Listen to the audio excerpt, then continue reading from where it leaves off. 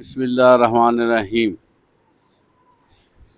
مل اسبیہ قال رسول اللہ صلی اللہ علیہ وسلم ان تعین قومک علی الظلم۔ آپ صلی اللہ علیہ وسلم سے دریافت کیا گیا کہ عصبیت کسے کہتے ہیں؟ آپ صلی اللہ علیہ وسلم نے فرمایا کہ یہ تو ظلم کرنے میں اپنی قوم کی مدد کرے۔ عزیز طلبہ، اس کو سنن ابی داؤد نے روایت کیا ہے اور یہ مشہور حدیث ہے۔ کسی صحابی نے آپ صلی اللہ علیہ وسلم سے یہ عرض کیا، یا رسول اللہ صلی اللہ علیہ وسلم ہمیں عصبیت کے بارے میں بتایا جائے۔ آپ فرماتے ہیں کہ تو کسی اپنی قوم کی مدد کرے ظلم میں۔ اس کا مطلب عزیز طلبہ یہ بنتا ہے کہ انسان یہ نہ دیکھے کہ میرے قبیلے کے افراد کیا فیصلہ کر رہے ہیں، میرے قبیلے کے افراد انصاف کر رہے ہیں یا ناانصافی کر رہے ہیں، میرے قبیلے کے افراد نواز رہے ہیں یا جینوئنلی اس کو دے رہے ہیں۔ تو عزیز طلبہ، اس کو عصبیت کہا گیا ہے اگر ناجائز طور پر آپ کسی کے کام میں اس کی مدد کرے کہ جو ظلم پر مبنی ہو۔ اس کی مثالیں، ایک تو برادری ازم ہے، جس میں برادری بیٹھتی ہے، ہم نے کچھ لوگ کہتے ہیں ہم نے فلاں بندے کو ووٹ دینا ہے، یا کوئی برادری کا بندہ کھڑا ہو گیا، اس کے بارے میں کہا جاتا ہے کہ یہ ہماری برادری کا، تو اس کو ووٹ دو۔ اس کے مقابلے میں کوئی ایسا بندہ کھڑا جو برادری کا نہیں ہے، لیکن ایز کمپیئر ٹو ہم ہی از بیٹر دین ہم، وہ اس سے بہت بہتر ہے جو اس کی برادری کا ہے، لیکن وہاں پر یہ فیصلہ کیا جاتا ہے چونکہ ہماری برادری کا ہے، وہ جیسا تیسا ہم نے اسی کو ووٹ دینا۔ اس کو عصبیت کہتے ہیں۔ ویسے اگر آپ اپنی برادری پہ فخر کرتے ہیں، محبت کرتے ہیں، اپنی برادری کا نام اپنے ساتھ لگا لیتے ہیں، تو یہ عصبیت نہیں ہے۔ عصبیت اسی کو کہا جائے گا آپ جب ناجائز طور پر اپنی برادری کی فیور میں وہ کام کریں گے جو ظلم پر مبنی ہوگا۔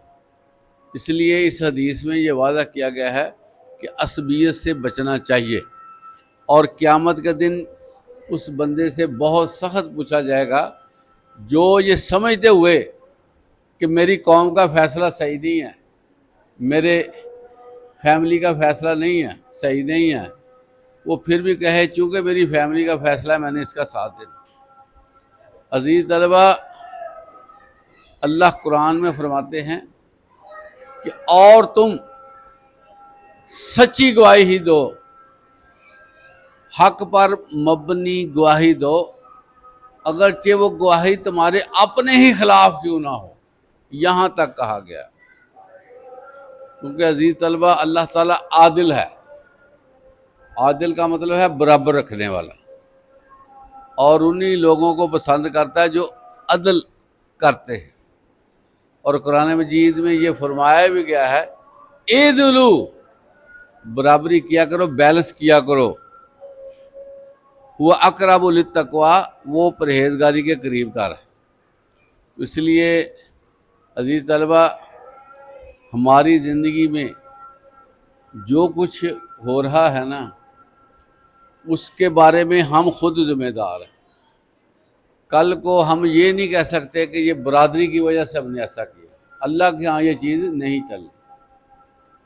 اور یقین کریں عزیز طلبہ، آج اس مسئلے کو سمجھ لیا جائے نا کہ جو بندہ کھرا ہے، اچھا ہے، اس کو ہم نے اپنے نمائندہ بنانا ہے، اس کو لیڈر بنانا ہے، اس کے کندھوں پہ ذمہ داری ڈالنی ہے، جو کل کو ملک کے لیے، عوام کے لیے، ہمارے دین کے لیے فائدہ مند ہوگا، تو ملک فوری طور پر جمپ لے جائے گا اور ترقی کر جائے گا۔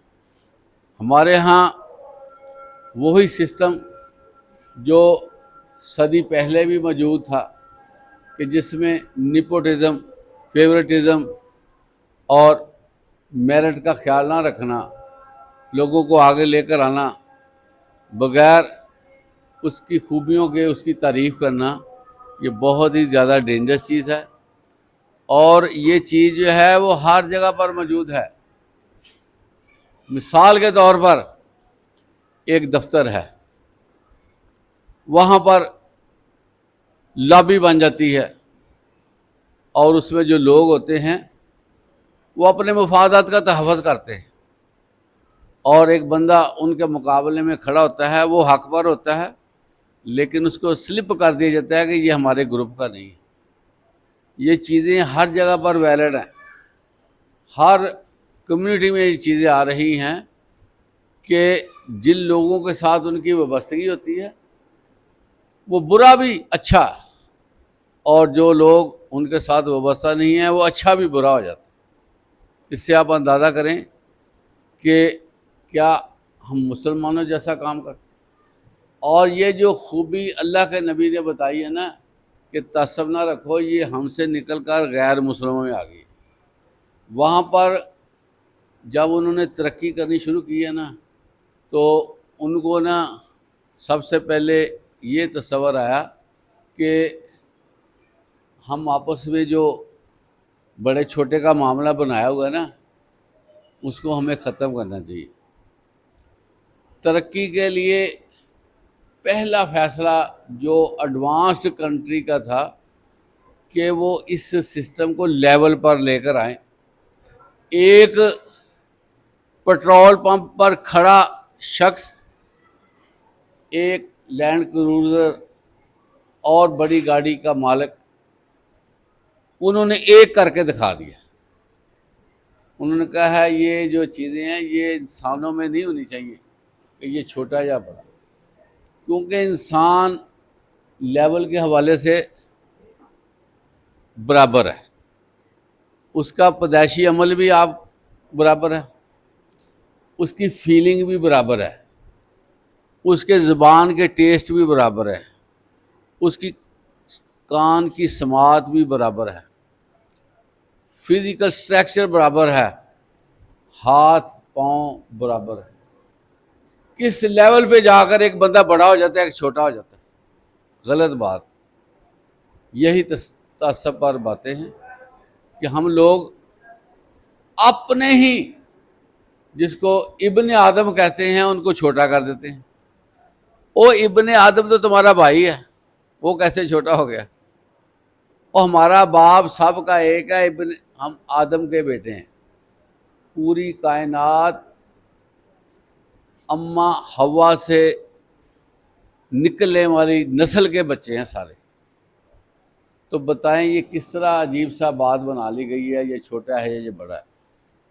ہمیں باہر سے کوئی قومیں آئی تھی ہم پہ رول کرنے کے لیے، اور انہوں نے یہاں آ کر اس طرح کا نظام بنایا کہ جس کا پیشہ ذرا چھوٹا ہے اس کو چھوٹی کمیونٹی میں لے گئے، اس کو حقیر بنا دیا گیا، اس کو کمی بنا کے پیش کر دیا گیا، اور اس طرح کیٹیگرائز کر لیا گیا آپس میں۔ عزیز طلبہ، ہر کام کی اپنی نوعیت ہے، ہر کام جو ہے وہ معاشرے کو فائدہ دیتا ہے۔ اگر ایک شو مرمت کرنے والا، بوٹ مرمت کرنے والا اور جوتی صحیح کرنے والا، کیا وہ معاشرے کے لیے فائدہ مند نہیں ہے؟ ایک ریڑھی باندھ معاشرے کو کیا فائدہ دیتا ہے؟ ہر بندہ سرکل میں ہے فائدہ دیتے ہوئے، تو کیسے وہ نیچا ہو گیا؟ آپ کے لیے کتنی سروسز وہ لوگ مہیا کرتے ہیں، آپ اس کو نیچا کہہ دیتے ہیں۔ تو عزیز طلبہ، جو کلمہ پڑھ لیتا ہے وہ تو ویسے ہی اہم ہو جاتا ہے۔ اب دیکھیں نا، حضرت بلال حبشی اللہ کے نبی کے پرسنل سیکرٹری تھے۔ پرسنل سیکرٹری سمجھتے؟ رات دن ساتھ رہنے والے شخص بنے ہیں پرسنل سیکرٹری، کہ ہر بات حضرت بلال کو پتہ ہوتی کہ نبی کے حوالے سے کس چیز کی ضرورت ہے، کیا کرنا ہے، کیسے نظام چلانا ہے. اور بڑے بڑے کبائر صحابہ سے حضرت بلال حبشی کا قد اونچا تھا، پتہ آپ کو، اتنے ٹاپر تھے وہ. اور کس خاندان سے تعلق رکھتے تھے؟ غلام ابن غلام حضرت حبشی تھے، نسل در نسل غلام چلے آ رہے تھے. یوں ہی کلمہ طیبہ منہ سے نکلا تو حضرت عمر کیا کہتے ہیں، کبھی غور کیا؟ حضرت عمر حضرت بلال حبشی کو یا سیدی کہتے، اے میرے آقا. اندازہ کریں آپ، غلام اور خلیفۃ الرسول، اور آدھی دنیا فتح ہو چکی، اور دنیا میں یونیک قسم کی حکومت ظاہر کی، کر کے دکھائی. وہ حضرت بلال حبشی کو کہتے یا سیدی، میرے تم سردار ہو. تو یہ چیزیں ہونی چاہیے. قرآن مجید میں اللہ تعالیٰ کیا فرماتا ہے، عزت کا معیار کیا اللہ نے بنایا، کبھی غور کیا؟ ان اکرمکم عند اللہ اتقاکم، اللہ کے ہاں سب سے زیادہ عزت والا وہ ہے جو زیادہ پرہیزگار ہے، جو بچ کر رہنے والا ہے، جو دنیاوی عیاشوں کو ساتھ نہیں لگنے دیتا، ان سے کنارہ کشی کرتا. آج آپ دیکھیں کہ جو لوگ سوٹڈ بوٹڈ ہیں، جو لوگ پوش ایریاز میں، بڑے بڑے محلات میں، فارم ہاؤسز میں قیام کرتے ہیں، ہم ان کے اندرونی حالات کا ذکر نہیں کرتے، ہم ان کا سٹیٹس بظاہریہ وہ دیکھتے ہیں. لیکن ایک بندہ 5 وقت دوڑا جاتا ہے نماز پڑھنے کے لیے، بچتا ہے، احتیاط کرتا ہے، اور اس کو ساتھ کھڑا کر لیں تو سوسائٹی کس کو عزت دے گی؟ سوسائٹی کس کو عزت دے گی؟ جو کوٹھیوں والا ہے، جو فارم ہاؤس ہے، اس کو عزت دے دی. اسٹیٹس جو ان کا بن گیا، وہ کہتے یہ تو مسیتڑ ہے، اس کا تو کام یہی ہے کہ نمازیں پڑھنی. تو اس کو نماز پڑھنے کی ویلیو نہیں مل رہی. ویلیو تو اللہ نے دینی ہے، لیکن آپ صلی اللہ علیہ وسلم نے فرمایا کہ اگر تم کسی شخص کو مسجد میں جاتا آتا دیکھو نا نماز پڑھتے ہوئے، تم اس کے مومن ان کی گواہی دے دو. اب دیکھیں کہ اس کے لیے کوئی شرط نہیں ہے کہ وہ کوئی بڑا ہی شخص ہو، کوئی بڑی گاڑی والا ہی ہو. صرف یہ کہا گیا کہ جو نماز پڑھنے جاتا آتا ہے تم اس کو دیکھتے نا، اگر تم سے پوچھے نا وہ کون ہے تو تم کہو وہ مومن ہے. تو یقین کریں عزیز طلبہ، دنیا میں رہتے ہوئے کسی پہ مومن کی ٹھپی لگ گئی ہے نا، بہت بڑی کامیابی ہے. وہاں پر گاڑیاں کیا کریں گی، ہاؤسز کیا کریں گے، وہاں پر سٹینڈرڈ کیا کرے گا کہ کس کو، نمازی کو یہ کہا گیا کہ تم مومن ہو. تو عزیز طلبہ، ذہن کو بدلنا چاہیے اور ذہن میں کشادگی لانی چاہیے. اللہ نے بھی کہا کہ میرے لیے وہی بندے اہم ہیں جو نمازیں پڑھتے ہیں، جو اپنے آپ کو پرہیزگاری میں لا کر بہت سی بری چیزوں سے بچتے ہیں، جو گاڑی میں بیٹھا بھی اپنی چھوٹی اسکرین پر رقص دیکھ رہا ہے، سٹیج ڈرامے اور پتہ نہیں کیا کیا، گاڑیوں میں بیٹھے ہوئے اندر سے نظر بھی آ جاتا ہے کہ یہ کیا کر رہے ہیں. وہ ہماری نظر میں بہت بڑے ہیں، اور جو اللہ کے اذکار میں مصروف ہے وہ اس کو ہم نے چھوٹا سمجھا. عزیز طلبہ، اگر آپ نے کسی نے بھی یہ سسٹم کیا کہ جس کا حق بنتا ہے اس کو عزت دینے کا اس کو نہ دی تو آپ بھی مجرم ہوں گے، یہ میں آپ کو بتا دوں۔ اس لیے کوشش کرنی چاہیے ہمیشہ حق بات کی جائے، سچی بات کی جائے۔ وقولوا قولا سدیدا، کیا لوگوں ہمیشہ سچی اور ستھری بات کرو، غلط بات منہ سے نہ نکالو۔ تو اللہ تعالی ہمیں اس چیز کو سمجھنے کی توفیق عطا فرمائے اور ہمیشہ راہ راست پہ رہنے کی توفیق عطا فرمائے، منہ سے اچھی باتیں نکالنے کی توفیق عطا فرمائے، اور یہ جو تعصب والا ہے یہ ہمارے دل سے نکال دیں۔ عزیز طلبہ، یہ تعصب جو ہے نا، یہ یقین کریں اندر گاندہ ہے، یہ کینسر ہے، یہ دل کا کینسر ہے۔ یہ جو تعصب ہے مار دیتا ہے قوموں کو، اور ہماری قوم مری ہوئی ہے اس وجہ سے کہ ہمارے ہاں تعصب ہے۔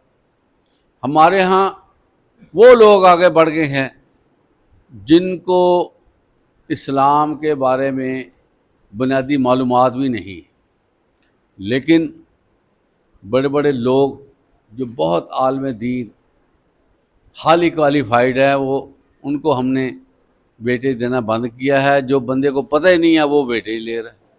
عزیز طلبہ، یہ بات یاد رکھیں، یہ پوچھا جائے گا۔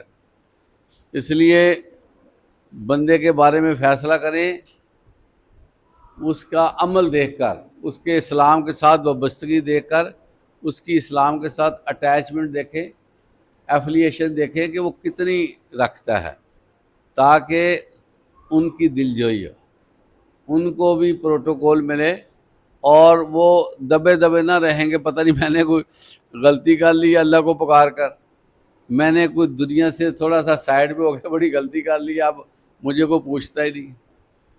تو یہ ہیں اللہ کے خاص بندے جن کو پوچھنا بڑا ضروری ہے، جس کے بارے میں جو ہے نا اللہ تعالیٰ خود بھی فرماتے ہیں کہ یہ میرے پیارے بندے ہیں، میرے ہاں یہ عزت دار ہے۔